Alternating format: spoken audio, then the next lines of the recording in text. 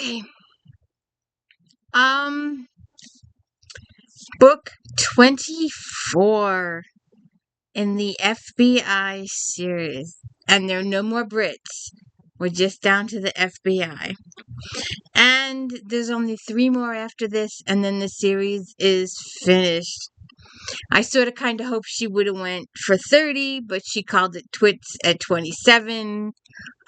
She wanted to write more happier stuff. I think she wanted to go back to the Regencies.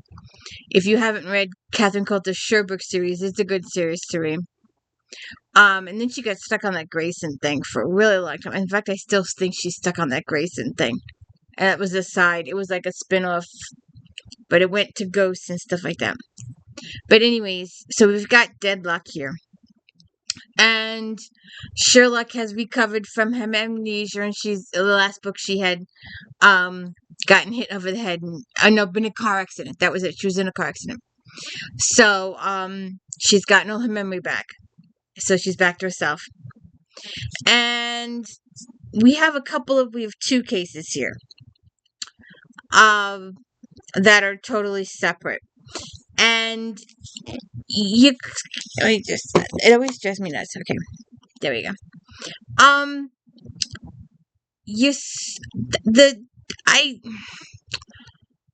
I suspected. Well, I didn't know the first case is kind of hard to. All right, this is the D. Louise book series. I'm Christina K-R-S-T-I-N-A. This is where I read books, talk about books, no special effects, no theme music, no fancy Spanish stuff done here. And according to the world, I have absolutely horrible. My titles are bad. Well, excuse me, it's the title of the book. So if you're looking for information about this book, it's going to be under the title of the book. I'm not good at making fake titles. I'm not good at, I'm not going to make a title if it's not true. There are so many people out there. Did I like this book? And then you got to click on it. I'm not that kind of person. Just can't do that kind of stuff. So I've got so many series in my head right now. I'm reading like it's going out of style. Oh, this keeps bothering me. It's slipping. But anyways, we have 2 cases here. We have this woman who's in prison. She's going on trial for stuff she did in the last book. And she's mad at Savich and Sherlock, and she wants them dead. And it's a really, really convoluted plan. And it's kind of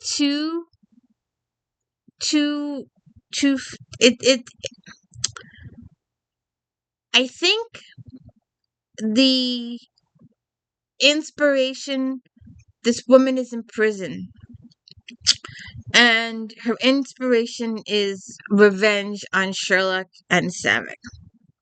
She wants them all dead. So she's blackmailing. It's not revealed till the end of the book. But she's blackmailing some people into doing her dirty work for her. And that's not really revealed till the end of the book. But you know and suspect these people in the beginning of the book. But you're not sure why. And it takes a while.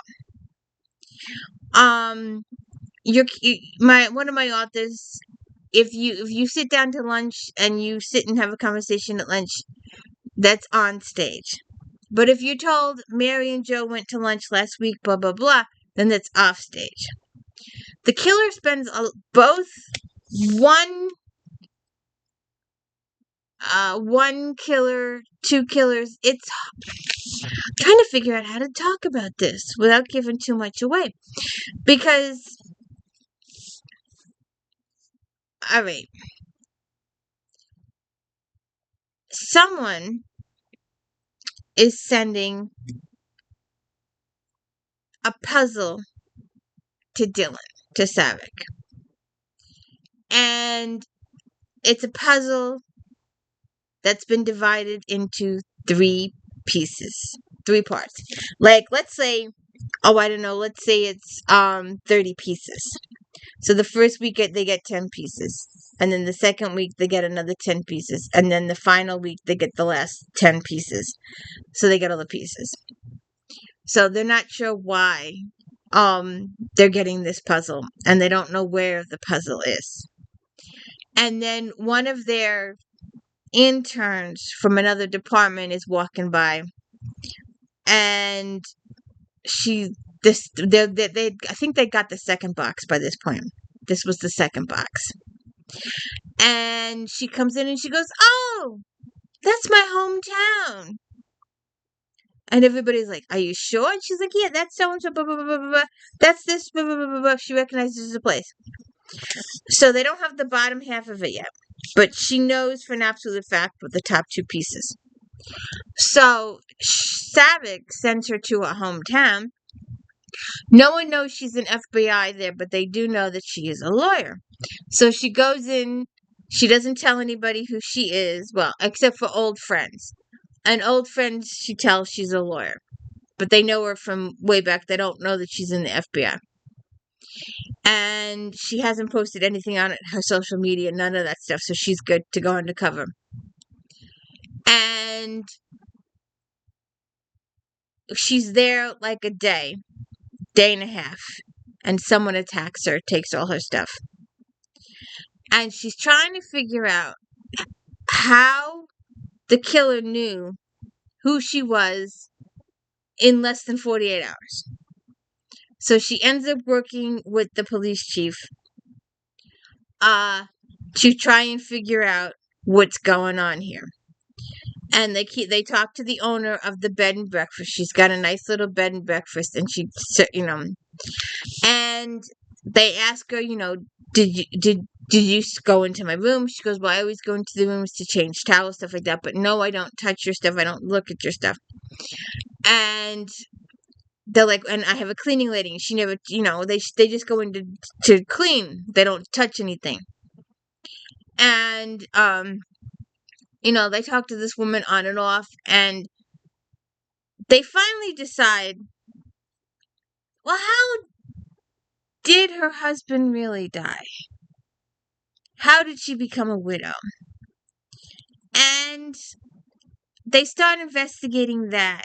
And that opens up a whole slew of questions. Now we have a second case. This lady is very, very wealthy. And her husband is a congressman, and he's very, very wealthy, supposedly. And her grandfather just died. And he left her a whole bunch of money for her in a trust, so she's got money anyway. But this woman calls her, this lady, and she identifies herself as a psychic, as a psychic. And she says that her grandfather has contacted her in the spirit realm and wants Rebecca to come for a seance because he has important information for her. And she reluctantly goes, and the woman puts herbs in her tea to make her more, influential. And she knows a lot of stuff, a lot more than she should. A lot more than the psychic. The psychic knows some stuff that she really shouldn't know. And she really uses this information to try and convince Rebecca that she needs to divulge what she knows. But Rebecca will not divulge what she knows. The next day, she's on her way to a party. Some kind of afternoon event, a luncheon, and she gets attacked. People try to kidnap her. And Savik just happens to be driving down the block, sees it, stops, pulls over, gets it saves her, but the bad guy gets away. So now they're trying to figure out why somebody wants Rebecca. And they all believe it has to do with the Zoltan, the psychic. And they do lots of investigation. And I, for one, totally, absolutely thought it was the husband. 100% thought it was the husband. And her grandmother was very, very jealous and angry at Rebecca. Her grandmother was never friendly with Rebecca, never liked Rebecca, never gave Rebecca her time. And that hurt Rebecca quite a bit, but her grandfather gave her 2,000% of his time. So he made up for the lack of the mother and the lack of the grandmother.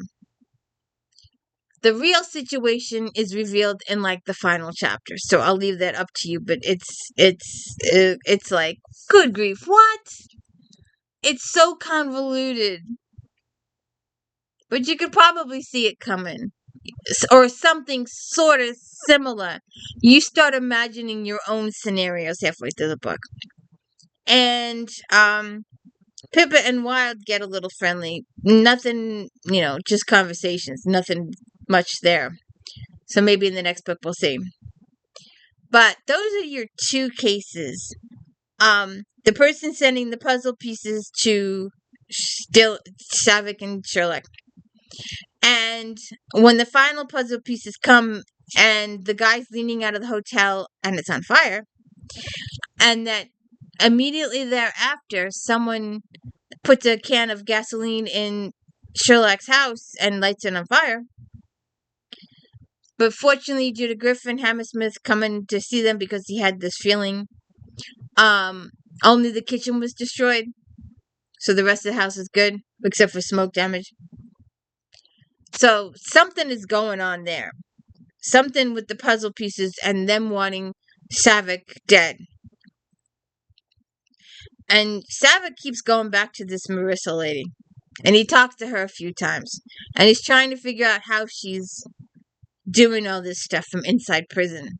Because she's not allowed visitors or anything.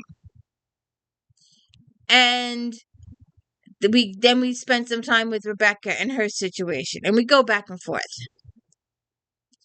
So apparently, her grandfather had a big take. And supposedly there's a treasure somewhere. And his best friend, who was his partner in this situation, and that is a tangled web you wouldn't see coming, good grief. And you don't find out this information to the later chapters, but the two men, Nate and her grandfather, Rebecca's grandfather, are like this their entire effing lives. And the one guy is having an affair with the grandfather's wife until he meets another lady, falls in love, and marries the other lady. And the grandfather's wife gets massively pissed off. And, they rule Nate's death a suicide. He was fishing, and he fell overboard. And her grandfather, for the rest of his eternal life, feels guilty that he wasn't there because he was always there. Every time Nate went fishing, he was there. But this was the one time he wasn't. And someone took advantage of the situation and killed Nate. And Nate knew, because Nate was he told his girlfriend, his wife, his new wife, that they were going to he had this meeting to do. And then they were going to go away the next day and never come back and take the money and go. But he never got the chance because he died. And it's so layered and so complicated. because, I'm looking at the grandmother. I am looking at the grandmother, and I am looking at the husband, the whole book. Those two people for the one case, for Rebecca's case. And there seemed to be some intermediaries there.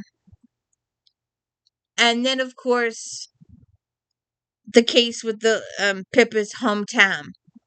And them trying to figure out what the puzzle pieces. And there's a lady in town that sells puzzle pieces. Take pictures of stuff and then chop it up into puzzle pieces. So those are your two cases. And it was a good book. It flowed really good. So it's book 24. We have to go through 25. 26. And the final one, 27. Flashpoint. So we'll see what happens. But like I said, Deadlock there's a lot of pieces to it. There's a lot of people involved in this. A lot of different people intersecting. And a lot of it is not revealed to the very, very end. And then you're like, doom! And there's some revelations at the end, too. Because the whole time, the husband was I was so suspicious of the guy. And it is until the end that some stuff revelation about him. But not in the beginning, he's all goody two-shoes and stuff like that. And lovey-dovey. And there's not too much interaction between him and Rebecca in the book. It's very, very minimal. Some of the stuff her grandmother says to her is horrific. That she really didn't care if Rebecca existed. Rebecca wasn't part of her life, and her mother wasn't part of her life, and she didn't give a F. And it was really, really hurtful what she says to Rebecca.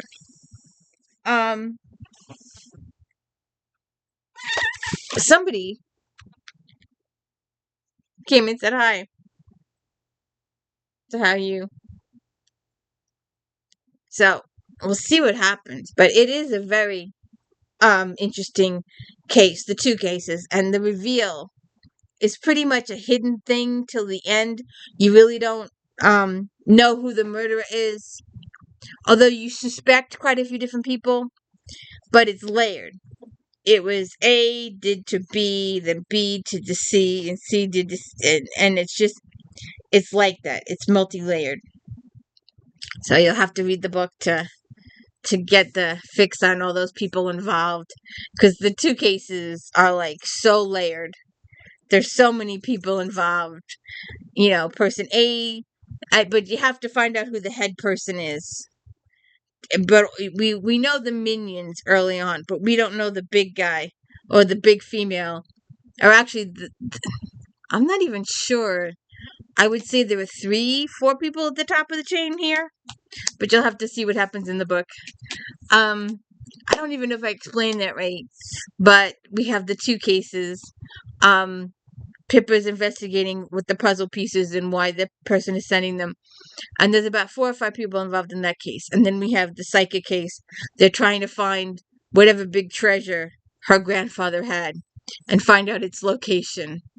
Because apparently some people are in financial ruin, and you don't find that out to the end of the book either.